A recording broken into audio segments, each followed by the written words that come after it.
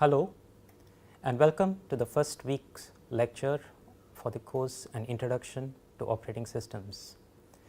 This week we will be building a platform for the course upon which the following week's lectures will depend upon. In this particular lecture, we will give a very brief introduction to OS.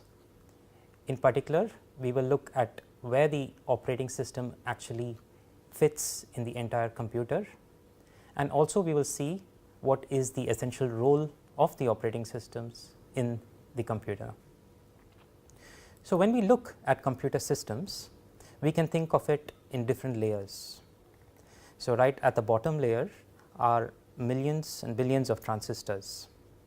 So, these transistors are typically CMOS transistors, and these transistors are then composed together to build several logical gates, and these gates would include several digital logical gates such as the AND gate, OR, XOR and so on. Included in this particular layer are various things like the memory cells, flip flops, registers and so on. Now, all these basic VLSI units are then organized into various forms to build things like the memory, RAM, the decode unit, the instruction fetch unit and so on. So, this organization, which is the third layer in the computer system, is what we actually see as the hardware. So, this is the physical hardware that we actually purchase from the store. Now, when we purchase this computer hardware, we could execute several different applications. For instance, we could have office applications or internet explorers and so on. Now, sitting between these applications as well as the hardware is the operating systems. So, the operating system essentially would manage both the applications that execute on the computer as well as it would manage how the resources are utilized in the system. So, let us see more in detail how the operating systems are used in the entire scheme. To look at it broadly, the operating system is used for two things. It first provides hardware abstraction and second manages resources in the system.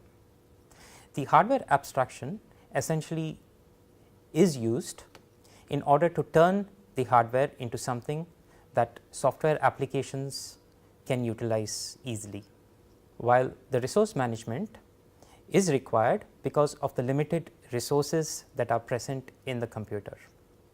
So, we will look at these two uses of the operating system in more detail. Let us start with this very simple program. So, this is a program written in the C language, and essentially it is going to print the string hello world onto the monitor. So, this is a very simple program, and essentially the string hello world is stored in memory and it is pointed to by this pointer str. Now, printf is passed this pointer str and would result in the string being printed onto the monitor. Now, the question which comes is, how exactly is the string displayed onto the monitor? What is the process involved to get the string which is stored in memory to be displayed onto the monitor? So, in fact, when we look at the entire scheme, the string hello world would be present in some memory location in the main memory, which is also called as the RAM. Now, there are certain instructions in the processor would read the string byte by byte from the main memory into registers and then copy them on to something known as a video buffer. Along with copying the string hello world to the video buffer, other attributes are added. For instance, things like the color of the string to be displayed, the xy coordinates on the monitor where the hello world string needs to be displayed, and other monitor specific attributes such as the depth and so on. Now, this string which is copied to the video buffer is then read by the graphics card, which would then display it on the monitor. So, this is the entire process of displaying a string hello world onto a monitor. So, now you would see that doing this is not trivial, it is in fact quite complex as well as tedious. Imagine that every program that you write would require to do all these things, like knowing where in the memory the hello world is stored, and then how to actually display it onto the monitor, how to compute the coordinates, how to specify the color, the depth and other attributes, and how exactly to pass this information to the graphics card, and so on. Another aspect is that this is extremely hardware dependent. Any change in one of these things, for example, if the processor changes or if the graphics card or monitor changes, then it is quite likely that the program will not work. For example, if the monitor changes, then there may be certain attributes which need to be specified differently for the new monitor, or if the graphics card changes, then perhaps the way the coordinates are set, where the depth and color are set for this string hello world would differ. Therefore, without the operating system, every programmer would need to know about the nitty-gritty details about the hardware. Essentially, he would need to know what hardware is used in the system, and also how the various aspects about the hardware fit with each other. So, operating systems essentially provide abstraction. They sit in between the applications that we write and the hardware, and abstract all the nitty-gritty details of the hardware from the applications. So, a simple statement such as this, printf str, would eventually result in something known as a system call, which would trigger the operating system to execute. The OS will then manage how the string str will be displayed onto the monitor. Everything such as how the color needs to be set, how the xy coordinates need to be set, and so on, would be done internally by the operating system. So, from an application perspective and from a programmer perspective, all these details are abstracted out.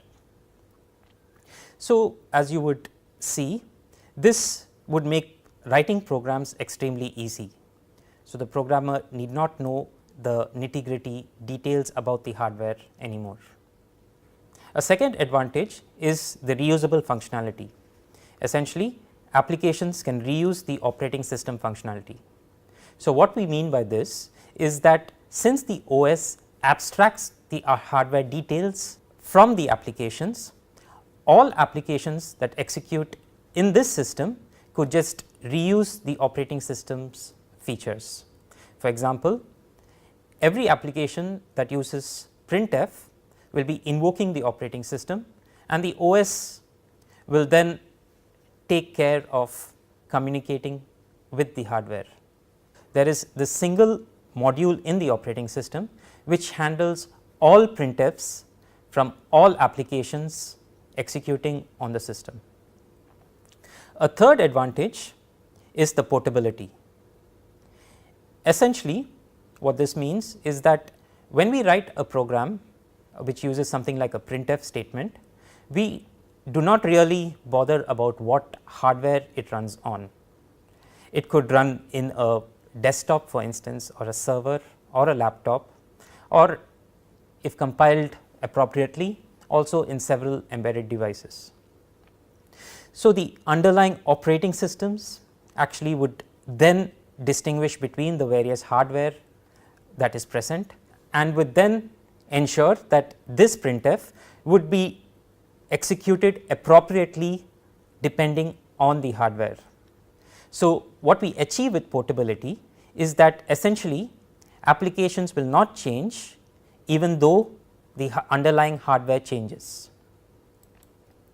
The second use of the operating system is as a resource manager. In the desktops and laptops that we use today, there are several applications which run almost concurrently. For instance, we would be using a web browser to browse the internet, and almost at the same time we would be compiling some of the programs that we are written and also executing them, or we could be using Skype or a PowerPoint application at almost the same time. Now, the fact is that we could have several applications running on our system, but the underlying hardware is constrained. Essentially, we have just one hardware which needs to cater to several applications almost concurrently. So, the operating system ensures that it is feasible for multiple applications to share the same hardware. Now, within this computer hardware, there are several components which the operating system manages. For example, the CPU, the memory, network, the secondary storage devices like the hard disk, the monitors, and so on. So, all these components within your computer have a restricted amount.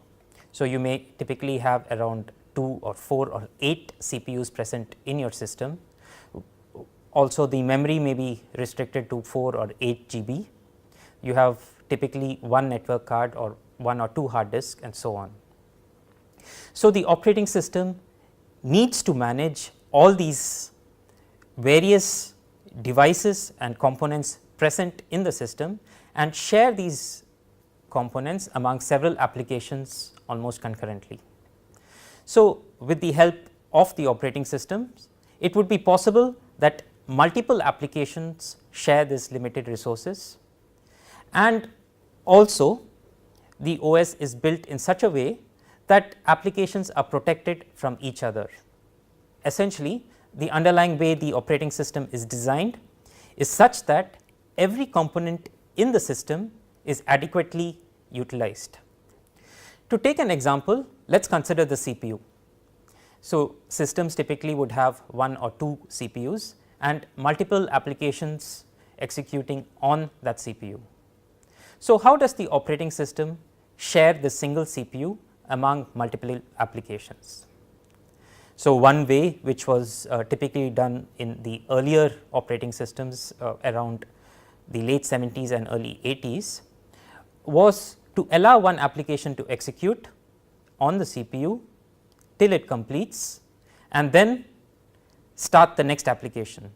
For example, application 1 is made to execute on the processor, and after application 1 completes its execution, only then application 2 is made to start. Now, this scheduling of the various applications on the processor is managed by the OS. Now, this scheme of sequentially executing one up after the other completes, although very simple to implement in the operating system, it is not the most efficient way to do things. So, as we will see in a later video, we will see what are the issues with having applications execute in this particular way, and we will see how modern day operating systems manage to utilize this processor in a much more efficient manner. Another important component in the computer system that requires to be shared among the various applications almost concurrently is the main memory. Now, in order to execute, each of these applications needs to be present in the main memory, that is the RAM of the system. The operating system needs to ensure how this limited RAM resource is shared among the various applications executing on the system. Now, what makes it difficult for the operating system is that in spite of sharing the limited hardware resources among the various applications which are executing on the computer system, the sharing should be done in such a way so that applications are isolated from each other. So, each application the OS should ensure runs in a sandboxed environment. That is, application 1 should not know anything about application 2, application 2 should not know anything about the other applications running on the system, and so on. So, why is this isolation required? To take an example of why isolation is required, let us consider that application 1 is a web browser in which you are doing a banking transaction.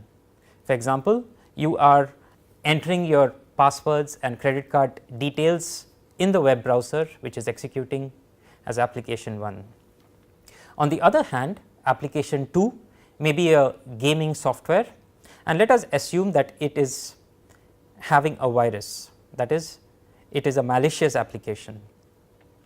Now, assume that we do not have isolation, application 2 would be able to determine what application 1 is doing, or in other words, the malicious application will be able to determine what is happening in the web browser, and therefore, may be able to steal certain sensitive information such as your passwords and your credit card numbers.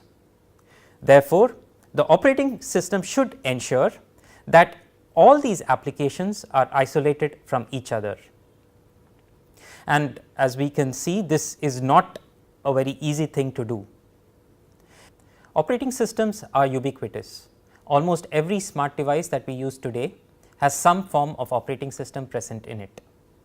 So, this particular slide shows the various classifications of operating systems depending on the type of application they are intended for.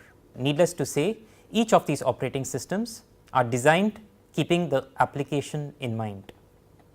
For example, the embedded OS such as Contiki operating systems or Contiki OS are designed for memory constrained environments such as wireless sensor nodes that are used in the Internet of Things. Operating systems like the Contiki OS are designed with the power consumption kept in mind. So, these operating systems manage their various resources and also abstract hardware in such a way that the power consumed by the entire system is kept minimum. A second class of operating systems which many of you may be familiar with is the mobile operating system or mobile OS. So, examples of these are the Android, iOS, Ubuntu Touch and Windows Touch. So, these operating systems like the embedded OS are designed in order to ensure that the power consumed by the device is kept minimum. So, for example, these operating systems are designed so that the battery charge of your mobile phone is extended for the maximum amount of time. So, the mobile OSs like the ones we mentioned over here has quite similarities in this aspect with the embedded operating systems like the Contiki OS. However, mobile operating systems unlike the embedded OSs also need to take care of certain special devices. For instance, the monitors or the LCD screens and keypads. In other words, the mobile OS also has user interaction which typically is not present in the embedded OS. A third type of operating system is the RTOS or real time operating systems. So, examples of these are QNX, VxWorks and RT Linux. So, these operating systems are used in mission critical applications where time is very important. For example, in several mission critical applications like rockets, automobiles or nuclear plants, a delay in doing a particular operation by the computer system would be catastrophic. So, these RTOSs are designed in such a way that every critical operation on the system is guaranteed to complete within the specified time. Another classification of operating systems are those used in secure environments. So, examples of these are SE Linux and SEL4. So, these operating systems are especially utilized for applications where security is extremely critical. So, these for example, could be for web servers that host banking software and so on. So, the other classes of operating systems which you are quite familiar with are for those used for servers and desktops, such as the Red Hat, Ubuntu and Windows Server OSs, while desktop operating systems are for example, Mac, Windows and Ubuntu. So, while these two operating systems have several features which are similar, there may be subtle differences in the way the OS manages the various applications running on it. The operating system that we will be studying for this course is the XP6 OS, which is designed by MIT specifically for teaching purposes. So, the XP6 OS is small, well documented and easy to understand. Further, XP6 is designed to look similar to Unix version 6. So, what this means is that the way XP6 is designed is how various Unix like operating systems like Linux actually works. Therefore, understanding XP6 would give you a nice insight about other modern day operating systems such as Linux. Thank you.